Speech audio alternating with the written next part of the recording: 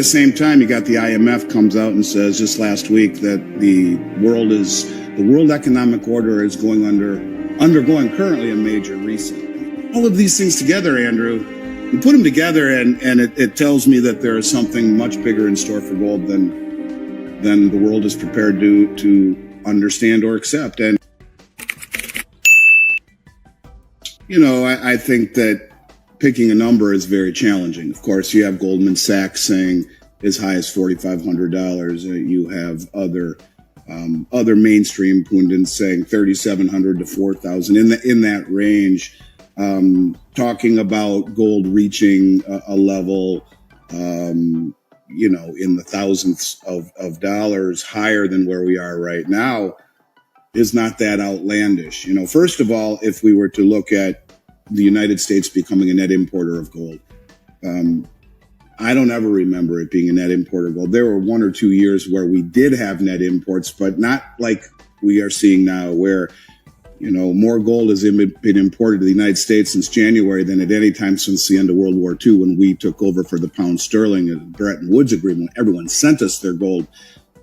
Something big is happening with gold. And of course, you see Trump's tweet the other day on Easter Sunday. He says, the golden rule of negotiating success, he who has the gold makes the rules. Thank you. You see talk of revaluing gold, which was held in the gold revaluation account. That's actually the name of it, which you can't make up, whether it be the head of the Bundesbank or the Dutch National Bank or members of the governing board of the Bundesbank or Senator Loomis from Wyoming, all talking of gold revaluation. Whether we talk of Judy Shelton, Trump's former nominee to run the Fed in 2016, who advocates for 50-year treasuries backed by gold, or the Treasury Secretary currently of the United States, who largest holding was gold while running a hedge fund and prior to becoming the Treasury Secretary, and is a self-proclaimed gold bug. There's so many things happening that make you wonder and think. Now, to Jan's point, it would certainly benefit the United States and all the central banks to see gold revalued to a much higher level, whether it be by the market slowly, as we've seen slow and steady, tremendous appreciation that's gone unnoticed by the mainstream, which is really shocking to me, which tells me we're still very early in the game, or something more dramatic where, they come in and revalue gold. Every $4,000 increase in the price of gold gives the Treasury General account $1 trillion free and clear. So, you see gold at levels of, 4,000, 8,000, 12,000, whatever that number is, at $12,000 an ounce. And I think that's the number that James Rickards came up with. You're giving $3 trillion free and clear to the Treasury General account. I did a little bit of math myself after watching a great video by Mike Maloney. So Mike Maloney's video talked about when gold was backing the currency prior to 33 over my shoulder there. It was just backing M1, which is the notes in circulation. M2 is a broader measure of the money supply. They got rid of M3. They said it was archaic. So currently the broadest measure that we have access to is M2. And that's largely credit. It's 92% credit. So when you look at your bank account and you see $50,000 in there, that's credit. That's M2. The bank owes you the notes, they promise to pay it to you, but M1 is the currency in circulation. M2 is only 8% currency, 92% credit. So when gold was backing the dollar prior to 33, it was backing M1. If you take M1 right now, 2,365 billion, and divide it by the 261 million ounces we supposedly have, you get $9,044 an ounce. Could that happen? Yeah, why not? I mean, why not? Why not revalue gold to a level high enough to start to whittle down the debt and benefit the central banks on the planet, who for the last, really since 2017, have been on a binge buying and repatriating, and largely because of many of the things that you've talked about for years that enlightened me, namely the reclassification of gold, the tier 1 status, and the importance of owning an asset that has no counterparty risk.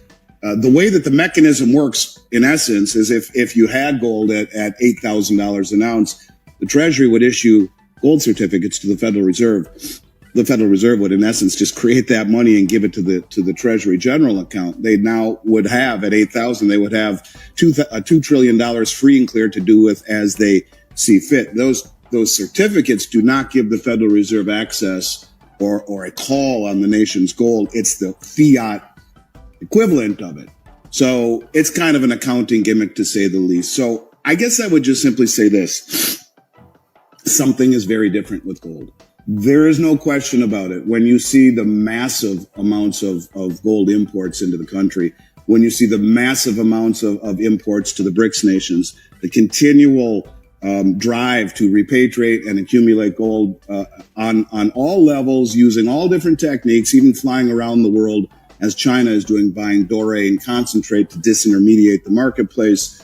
You got the largest producer of gold in the world and the second largest producer of silver flying around the world buying doré and concentrate, so no one knows what they're doing.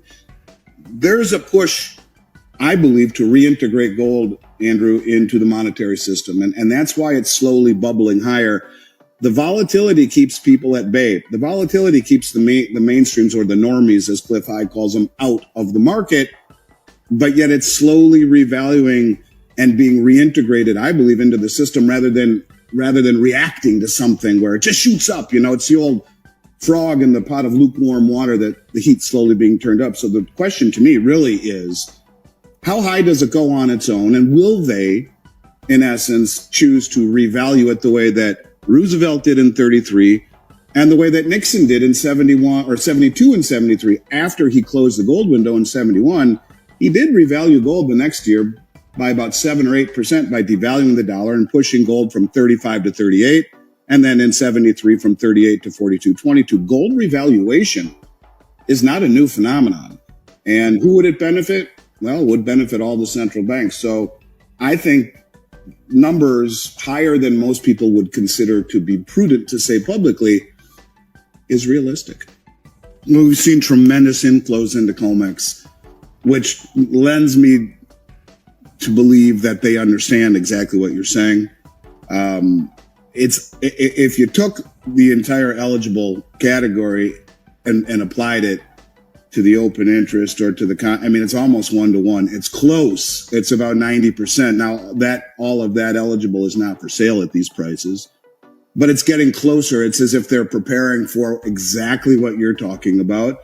And to me, I see greater instability, or the Achilles heel to me, and maybe you're probably the person who's more inclined to answer that, but to me, I see greater threats in the London market, where the leverage is far greater, where I don't know if they've fixed their problem with the lack of trucks, the Bank of England, but that T+1 that you speak of, has been pushed all the way out to T+8 weeks. Now, I don't know if that's getting any better, but to me, it just seems as though that this current administration is wise to exactly what you're talking about, and